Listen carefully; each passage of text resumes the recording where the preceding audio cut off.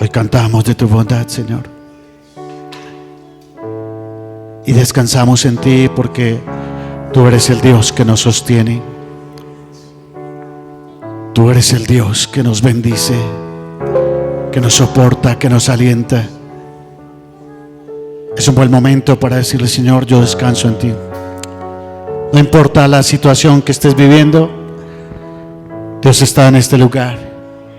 Él dice: venid a mí todos los que estáis trabajados y cargados, y yo os haré descansar.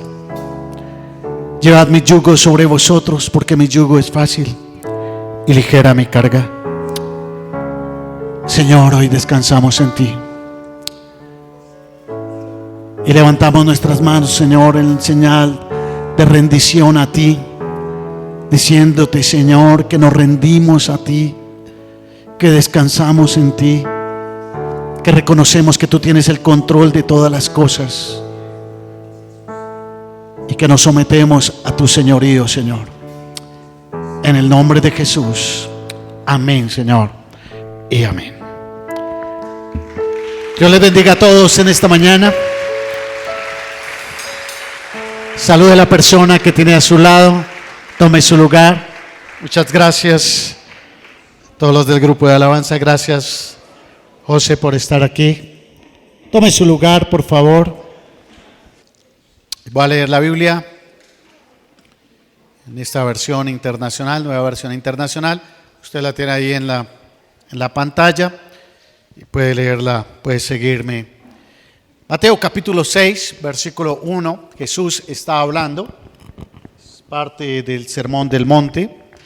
Va desde el capítulo 5 hasta el capítulo 7. Jesús está hablando y Jesús le enseña a sus discípulos y a todas las personas que lo están escuchando y les dice: cuídense de no hacer sus obras de justicia delante de la gente para llamar la atención.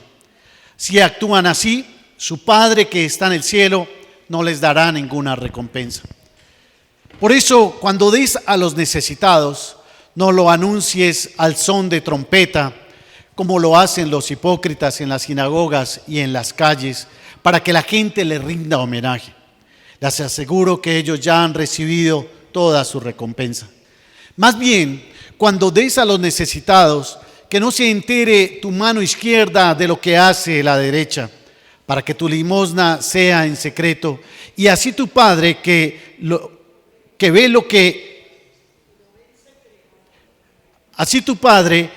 lo que se hace en secreto, te recompensará. Versículo 5, cuando oren, no sean como los hipócritas, porque a ellos les encanta orar de pie en las sinagogas y en las esquinas de las plazas para que la gente los vea. Les aseguro que ya han obtenido toda su recompensa. Pero tú, cuando te pongas a orar, entra en tu cuarto, cierra la puerta y ora a tu Padre que está en lo secreto. Así tu Padre que ve lo que se hace en secreto, te recompensará. Y al orar, no hablen solo por hablar como lo hacen los gentiles, porque ellos se imaginan que serán escuchados por sus muchas palabras. No sean como ellos, porque su Padre sabe lo que ustedes necesitan antes de que se lo pidan. Quiero que pasemos al versículo 16. Cuando ayunen, no pongan cara triste como hacen los hipócritas, que demúdan sus rostros para mostrar que están ayunando. Les aseguro que estos ya han obtenido su recompensa. Pero tú, cuando ayunes, perfúmate la cabeza y lávate la cara, para que no sea evidente ante los demás que estás ayunando, sino solo ante tu Padre que está en lo secreto. Y tu Padre que ve lo que se hace en secreto, te recompensará. Amén y amén. Quiero invitarle para que cerremos nuestros ojos y vamos a orar. Vamos a colocar este tiempo en las manos de Dios. ¿Qué tal si ahí en secreto, cerrando tus ojos por un momento, tratas de concentrarte en lo que estamos y decirle: Señor, estoy en este lugar y quiero pedirte que tú hables a mi corazón. Toma mi mente, toma mi corazón, mis pensamientos. Y no permitas que nada me saque de este lugar. Estoy aquí porque ha sido tu voluntad que esté aquí. Y te ruego que me hables y que me desafíes para poner en práctica tu palabra. Ayúdame, Señor. Señor, yo te doy gracias porque tú estás aquí. Espíritu Santo, muévete con libertad en medio de nosotros. Te ruego que tú uses mi vida para transmitir tu palabra de una forma clara y sencilla, de forma que podamos entenderla, comprenderla y sobre todo que podamos ser desafiados a ponerla en práctica. En el nombre de Jesús, amén y amén. Bien, hemos designado el año 2023 como el año del desarrollo natural de la iglesia. Es nuestro tema para este año. Iniciamos hace un par de predicaciones, el pastor inició hace un par de predicaciones y el domingo anterior el pastor nos enseñaba lo importante que es vivir una relación de intimidad con Dios, ¿no? Que es muy importante. Hoy quiero continuar con esta temática y voy a hablar bajo el tema en busca de la auténtica espiritualidad. En busca de la auténtica espiritualidad. Y en estos espacios que voy a tener para predicar en este año, voy a compartir algo de algunos temas relevantes para la iglesia que muchas veces pasan desapercibidos, pero que a veces cuando a uno le preguntan, uno dice, bueno, pues como que no sé mucho, o se inventa la respuesta, o da una respuesta un poco vaga, ¿no? Cuando te preguntan, por ejemplo, bueno, ustedes, ¿por qué no tienen imágenes en los templos? ¿No? Porque antes la iglesia tenía, todas las iglesias, y hay iglesias cristianas que tienen imágenes en los templos. Bueno, ¿ustedes por qué no tienen? Y bueno, hay gente que dice un poco de cosas, pero ¿dónde se originó eso, no? ¿Por qué, por ejemplo, hay iglesias donde en la cena no se comparte sino solamente el pan? En otras compartimos, como esta, compartimos la copa y el pan, pero hay algunas donde solamente el pan. ¿Y por qué el pan y no la hostia, no? Como en la iglesia tradicional. Bueno, varias cosas que suceden dentro de la iglesia y que no podemos olvidar que la iglesia cristiana, nosotros como cristianos, surgimos de la iglesia tradicional, de la iglesia que hoy es la iglesia católica romana, ¿no? Antes era una sola y ahí salieron los cristianos. Bueno, y hoy quiero compartir uno de esos temas. Hoy quiero compartir uno de esos movimientos de la iglesia como introducción a este tema de en busca de la auténtica espiritualidad. Quiero hablar algo acerca del movimiento monástico o el monacato o de los monjes. Bueno, no sé cuántos de ustedes vivieron o tuvieron alguna cercanía con un monasterio o con un convento. ¿Ninguno? ¿Dos? Venga, yo les cuento. Allí, en el colegio de los mercedarios, ahí era un convento antes. Bueno, yo vivía ahí en San Pedro. Entonces, ahí era un convento antes, ¿no? Ahí habían monjas todo el tiempo, estaban ahí, vivían todo el tiempo. El convento es el monasterio de las mujeres y el monasterio es para los hombres, para los monjes. Yo tuve la oportunidad de estudiar en un colegio católico y allí habían sacerdotes internos todo el tiempo y habían seminaristas, muchachos que se preparaban para más adelante ser sacerdotes. Bueno, acá no es muy común, pero afuera de la ciudad es muy común que hayan monasterios. ¿Cómo surgen los monasterios? ¿De dónde sale eso de que haya un convento y un monasterio? Voy a mostrarles un poquito, muy rápido, parte de la historia de la iglesia. Normalmente uno en la historia de la iglesia va hasta Hechos, ¿no? Hechos termina después de que la iglesia primitiva, Jesús muere, viene la iglesia primitiva, los discípulos empiezan a predicar y se empiezan a convertir muchas personas, ¿no? Pablo predica, se convierte en 5,000, 3,000 después, y luego surge una iglesia, la iglesia de Antioquía, donde empiezan a mandar misioneros. Y el apóstol Pablo es el líder de un equipo misionero que va por varias ciudades, va predicando y va formando iglesias. Él va a la iglesia de Atenas, va a la ciudad de Atenas, de Corinto, de Tesalónica, de Colosas, va a todas esas ciudades y va formando iglesias. Él va a hacer, ¿cuántos viajes misioneros va a hacer? 3 viajes misioneros. En el cuarto viaje, terminado el tercer viaje, él es puesto preso y él va a ir a Roma, ¿no? Entonces él va a ir preso a Roma y va a estar en Roma un poco de tiempo allí preso. Y así termina el libro de los Hechos. Todos dicen, seguramente Pablo murió allá en Roma, pero el Nuevo Testamento termina con el libro del último apóstol, que fue el apóstol Juan. El apóstol Juan es el último que muere y él escribe el libro de Apocalipsis. De hecho, lo escribe cuando está desterrado en la isla de Patmos. Entonces, viene la iglesia primitiva, pero después de unos años, la iglesia entra en una persecución tremenda, en una tremenda persecución.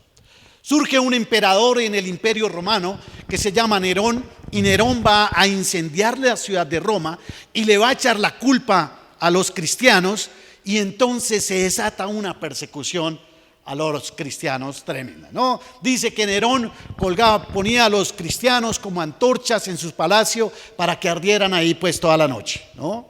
Hombre, bien Nerón, ¿no? Pero después de él vino uno que fue peor. Estuvo Vespasiano. Vespasiano fue un emperador que sacó el culto al emperador, ¿no? El culto al emperador.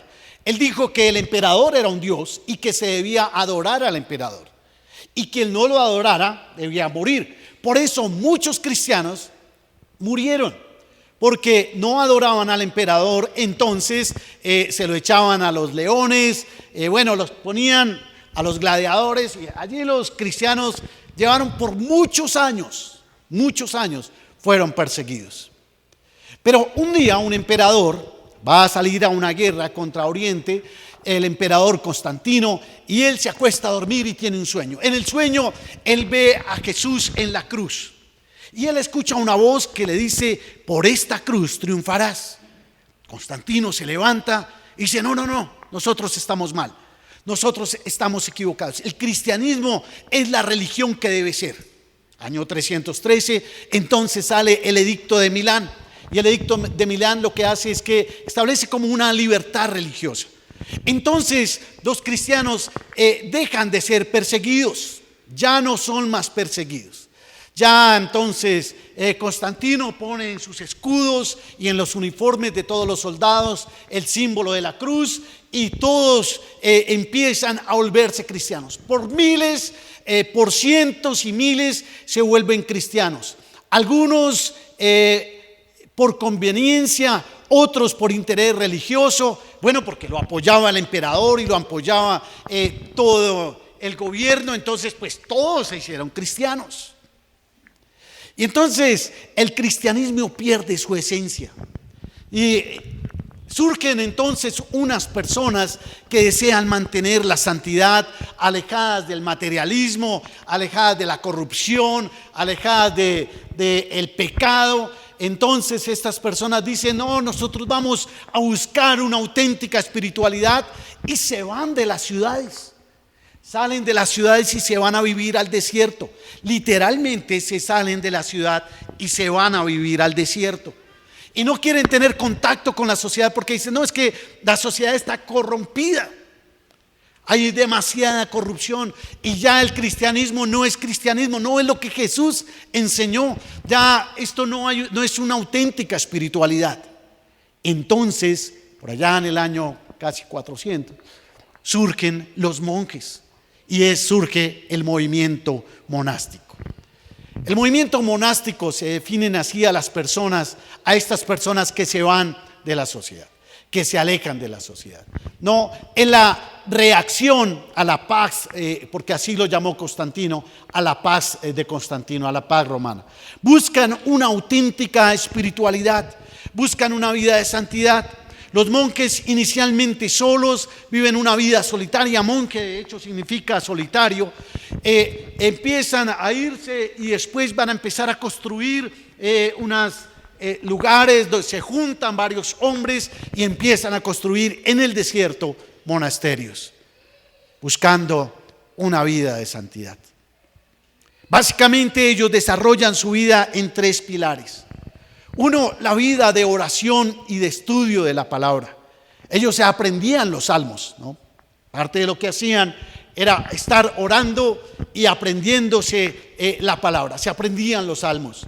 Lo otro que hacían eran trabajos manuales para subsistir ellos y también para ayudar a los pobres. Entonces hacían muchas cosas manuales, hacían agricultura, cultivaban la tierra y lo daban a los pobres.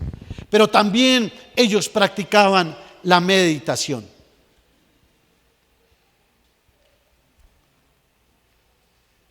El primer monasterio que surge va a ser un monasterio de los cenobitas, se llama el monasterio de Macomio. Y va a surgir un monje que va a ser el más importante de todos, el monje de San Benito. Y ese monje va a establecer algo que se llama la regla de San Benito. No, la regla de San Benito.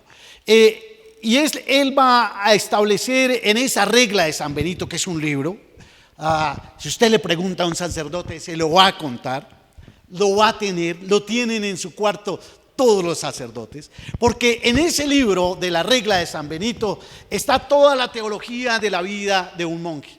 Está hasta el horario de lo que deben hacer. ¿A qué hora deben orar? ¿A qué hora deben hacer trabajo comunitario? ¿A qué hora deben hacer contemplación y silencio? Bueno, hoy en día muchos conventos y muchos monasterios se rigen por la regla de San Benito.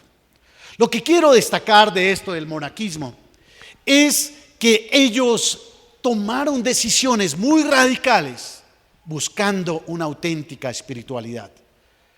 La regla de San Benito inclusive dice que ellos debían hacer votos de pobreza, debían renunciar debían ser castos, por eso hombres a un lado, mujeres a otro, y ellos dedicaban toda su vida para estudiar la palabra de Dios, para orar y para construir cosas, para bendecir a otros, para ayudar a otros.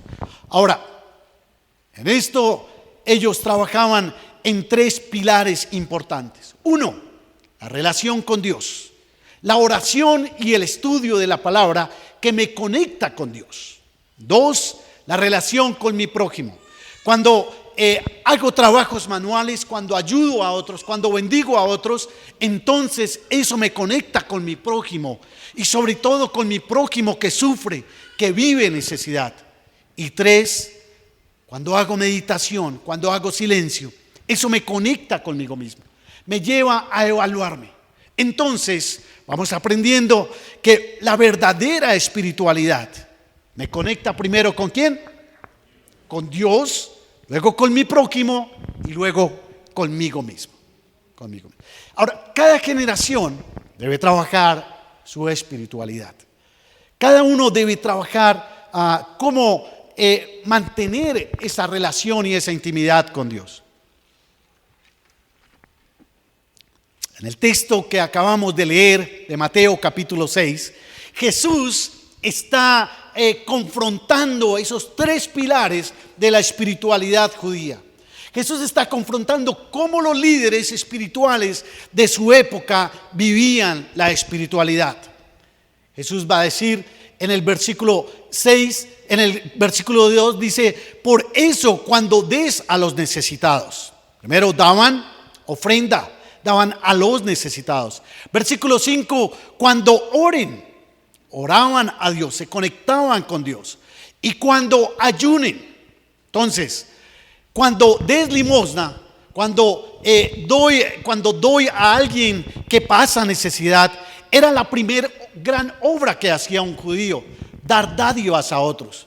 Eso lo conectaba con su prójimo, lo llevaba a evaluar las relaciones con su prójimo, a mirar la persona que tiene necesidad, a mirar qué necesita el otro y trabajar para suplir su necesidad, para ayudarle a aquel que tiene menos recursos y para suplirlas de acuerdo a mis posibilidades.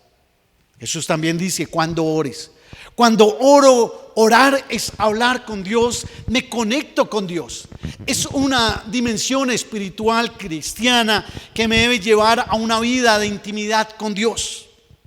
Y finalmente, cuando ayuno me conecta conmigo mismo, porque entonces veo que soy de carne y hueso, que este cuerpo necesita alimento y que si no me alimento voy a palidecer, ¿no? Y Jesús, acá en Mateo capítulo 6, va a revisar, a evaluar cómo los líderes espirituales de su época viven su espiritualidad. Ahora, mientras voy a mirar muy rápido este texto, quiero invitarle para que usted vaya pensando: ¿cómo vive usted su espiritualidad? ¿Cómo vive usted su espiritualidad? Jesús va a hablar de lo importante que es dar ofrenda, va a hablar cómo ellos, lo que ellos hacían, era bueno lo que hacían. Claro que sí, era muy bueno. Daban a los necesitados, oraban. Jesús nos llama a orar sin cesar. Jesús nos llama a ayunar. Ellos hacían cosas buenas.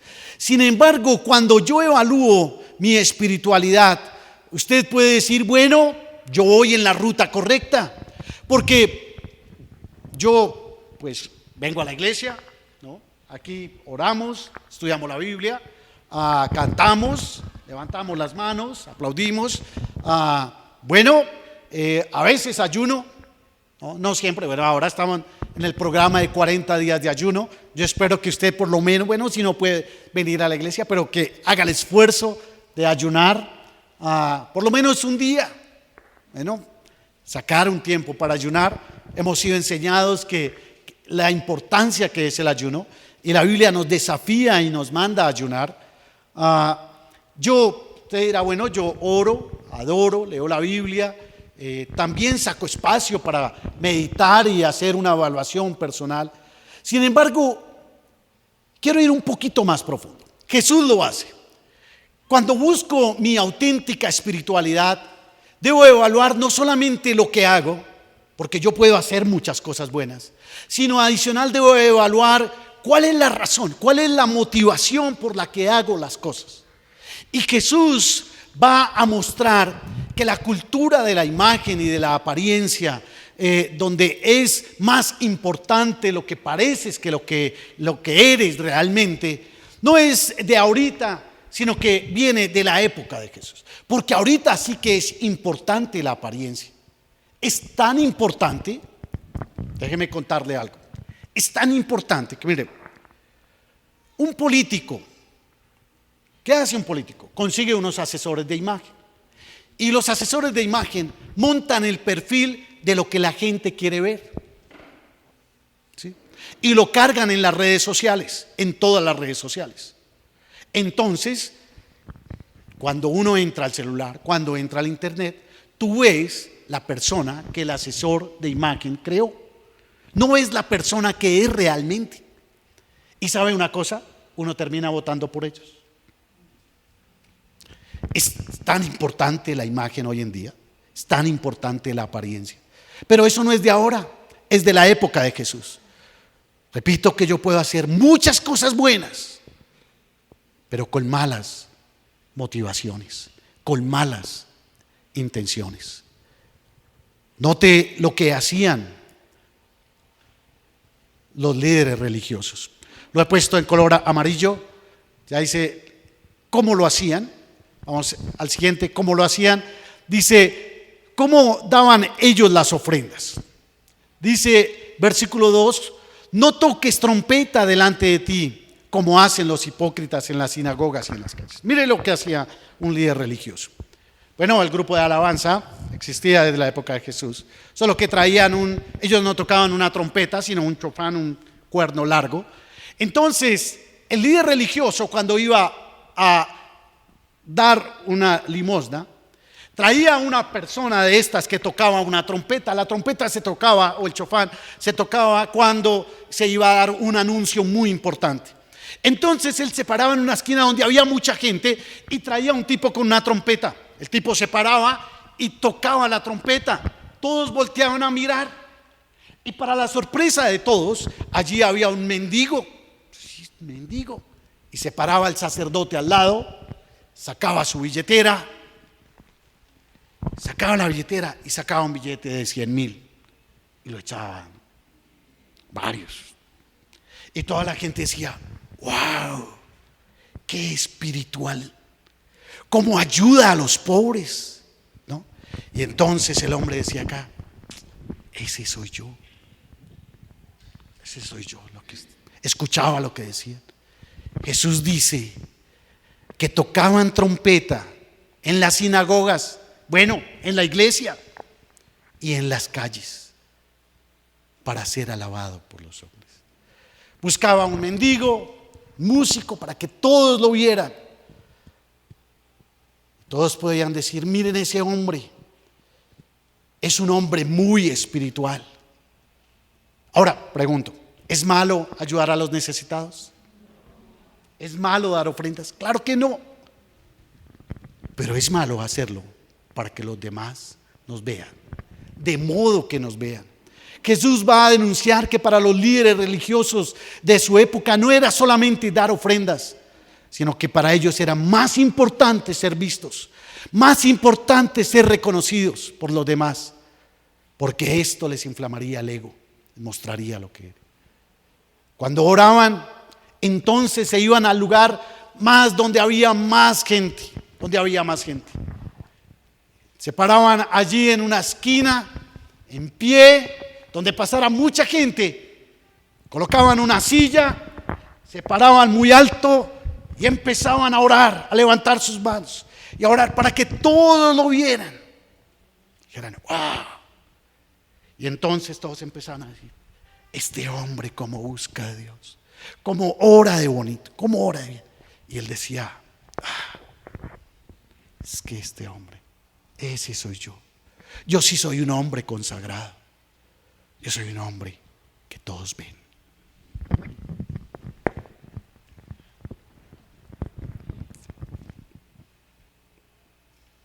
Seguramente si ese hombre fuera ahora, ¿qué haría un hombre ahora de la época de Jesús? ¿Saben qué haría? Sacaría su celular y grabaría un video de TikTok y lo subiría a las redes y tomaría unas fotos y subiría muchas fotos en Instagram y tendría muchas personas en los estados para que vieran cómo oro, cómo doy ofrendas, para que todos me pusieran un link. Ese soy yo. Cuando ayunaban, dice Jesús en el versículo 16: no pongan cara triste, porque ellos desfiguran sus rostros para mostrar que a los hombres que están ayunando.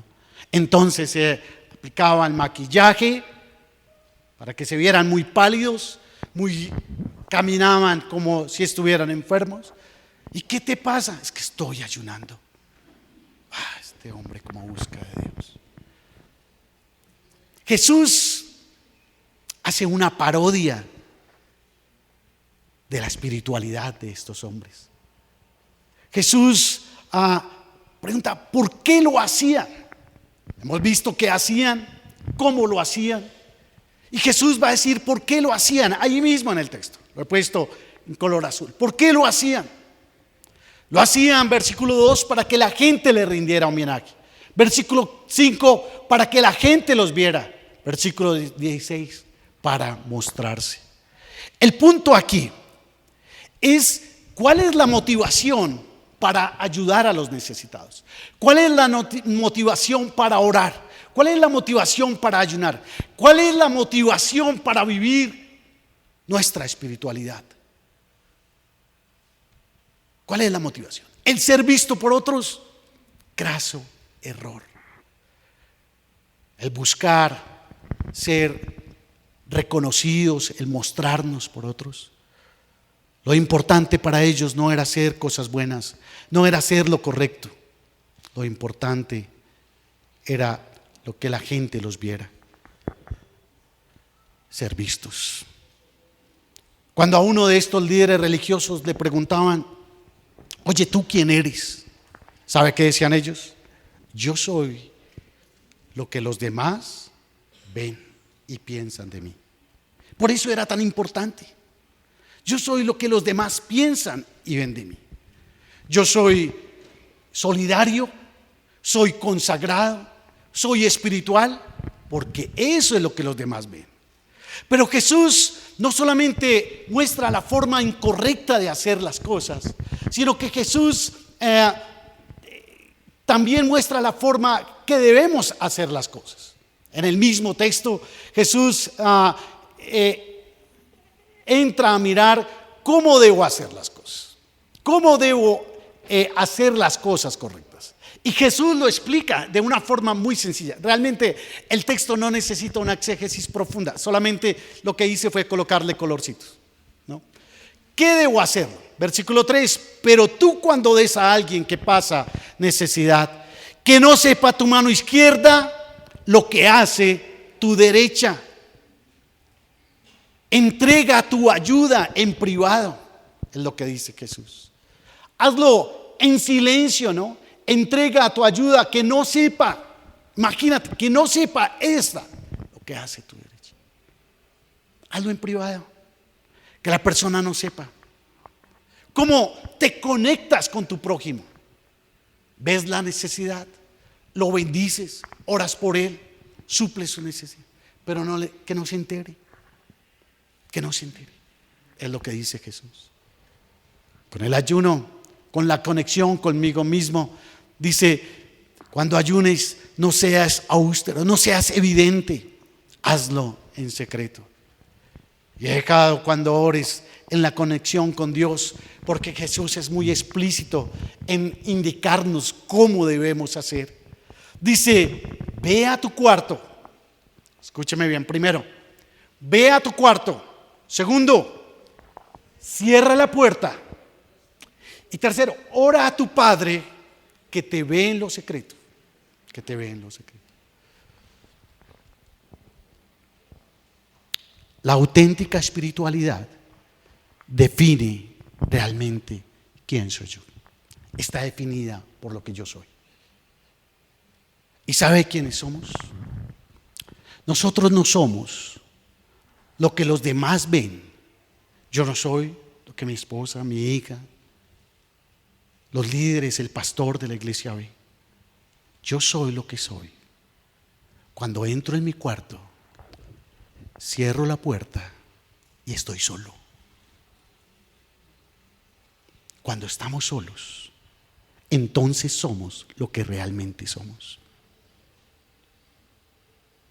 Porque allí, cuando estamos solos, entonces Dios está ahí con nosotros y ve las páginas de internet que nosotros visitamos, las cosas que vemos por el teléfono, ve las intenciones de nuestro corazón, cómo juzgamos y todo lo que vemos.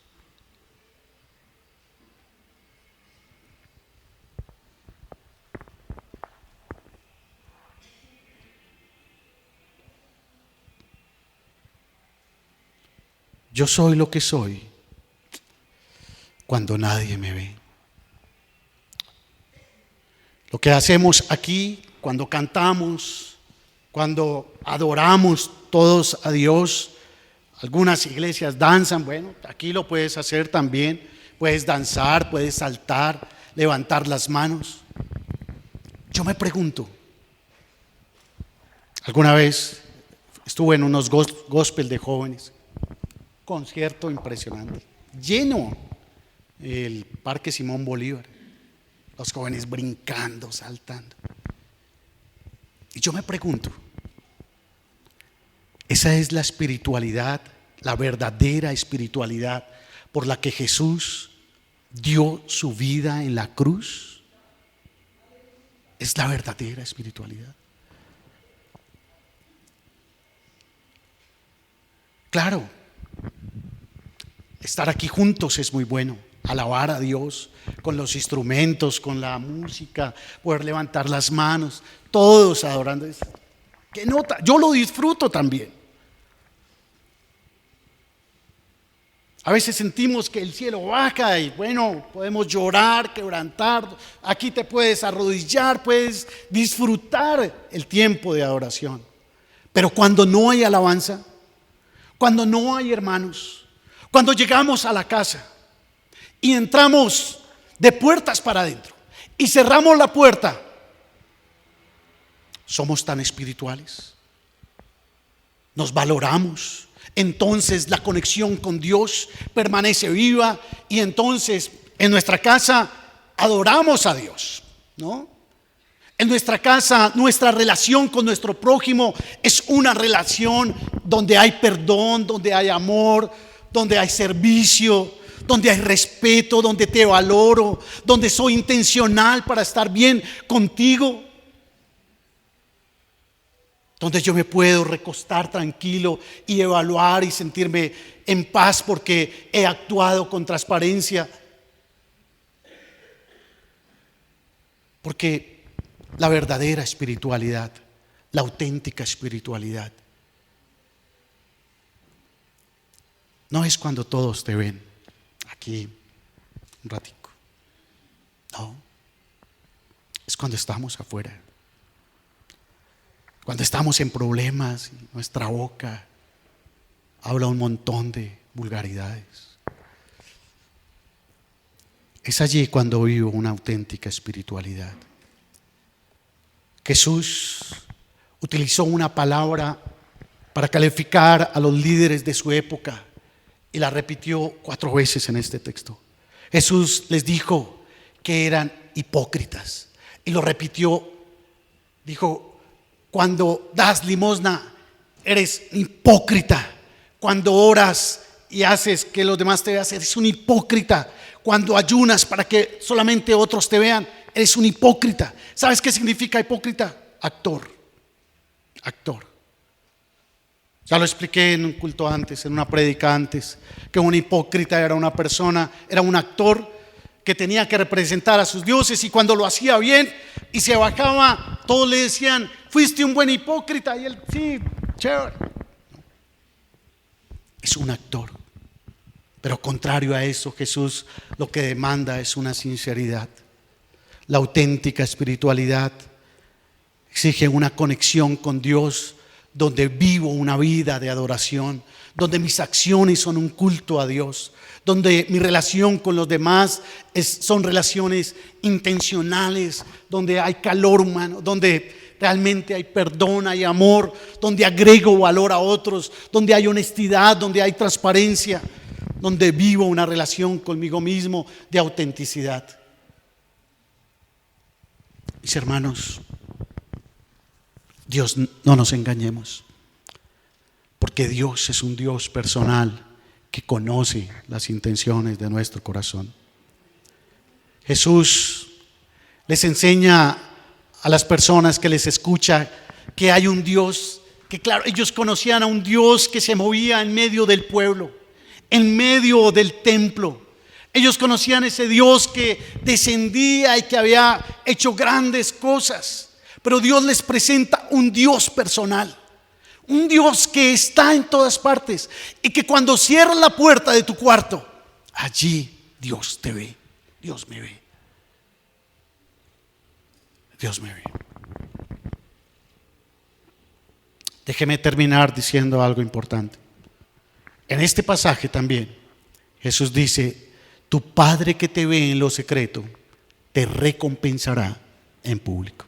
En 3 veces lo dice. La vida pública es lo que desarrollamos fuera de nuestro cuarto, donde somos llamados a ser luz y sal. Colegio, la universidad, en el trabajo, donde vayamos, donde todos debemos llegar a impactar con nuestra espiritualidad. A veces yo también lo creía. Creemos que hacer muchas cosas en público es lo que trae la bendición. Pero ¿saben una cosa? Y por eso yo me metía en muchas actividades, para que el impacto sea más grande. Pero he aprendido en mis años de vida cristiana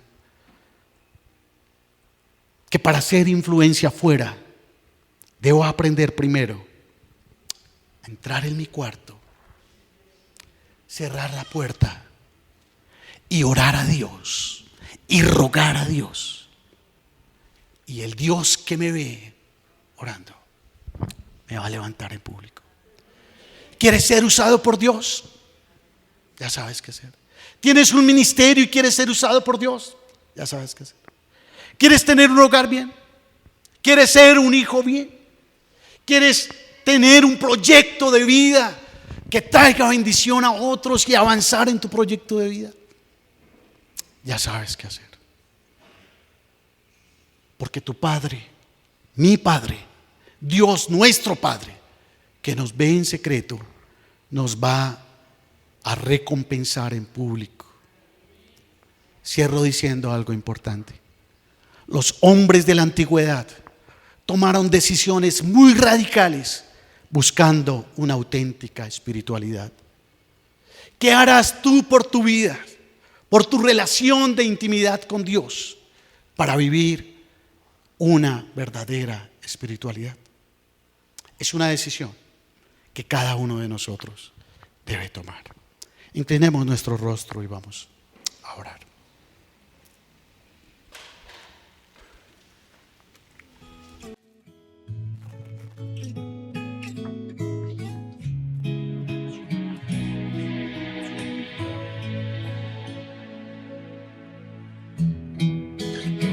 Quiero invitarle para que usted cierre sus ojos ahí.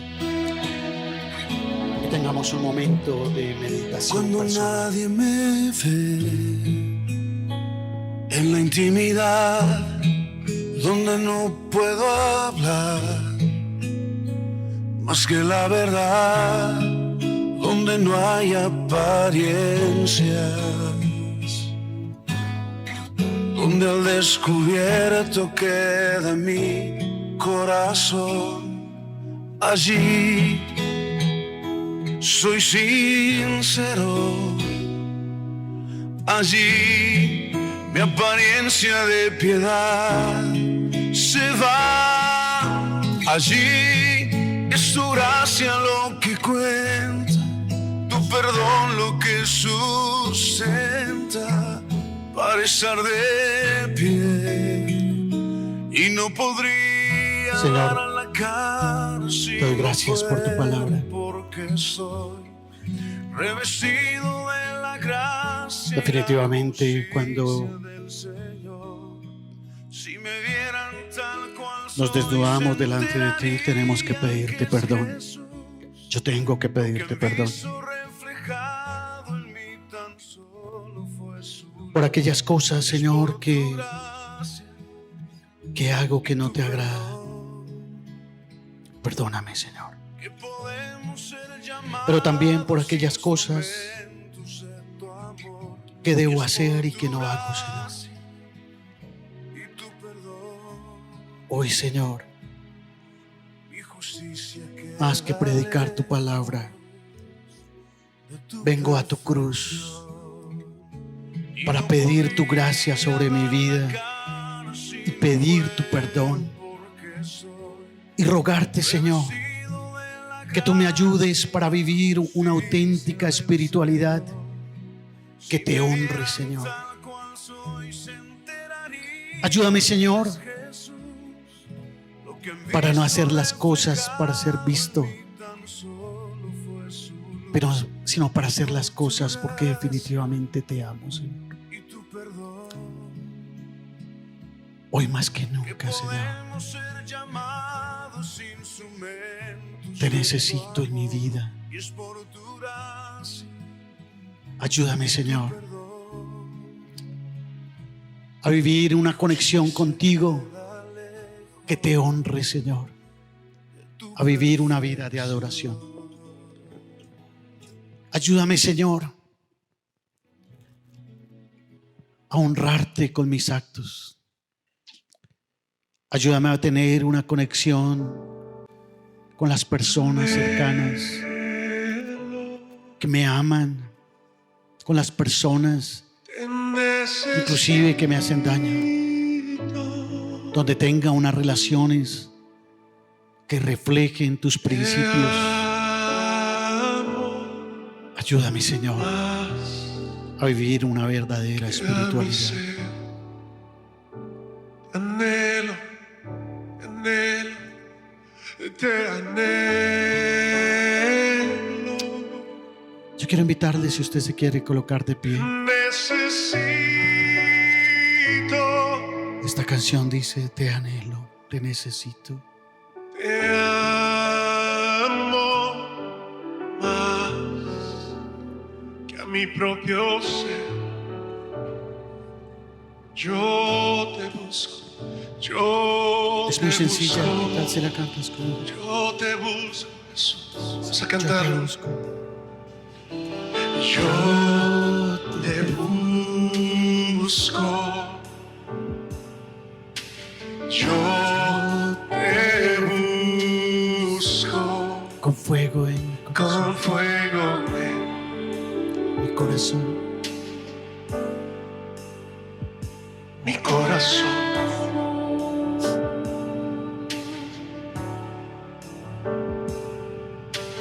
Yo te busco. Yo te busco. Recibe mi adoración. Adoración.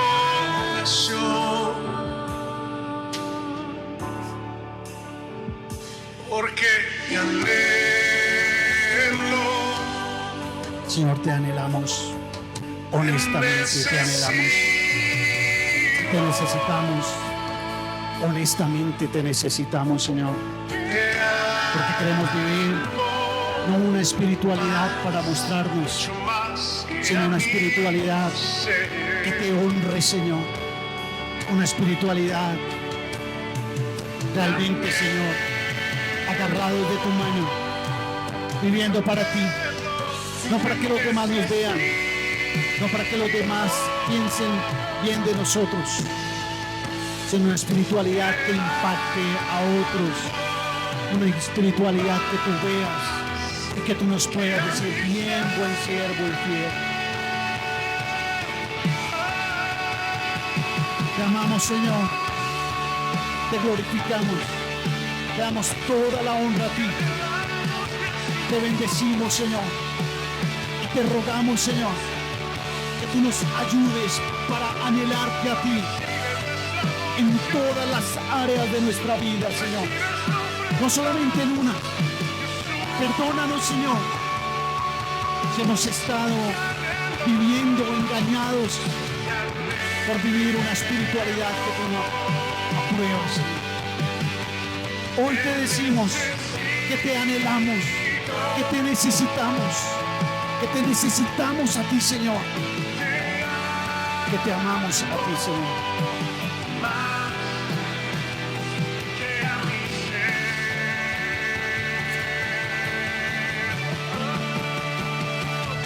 Bien, Señor, te adoramos, Señor.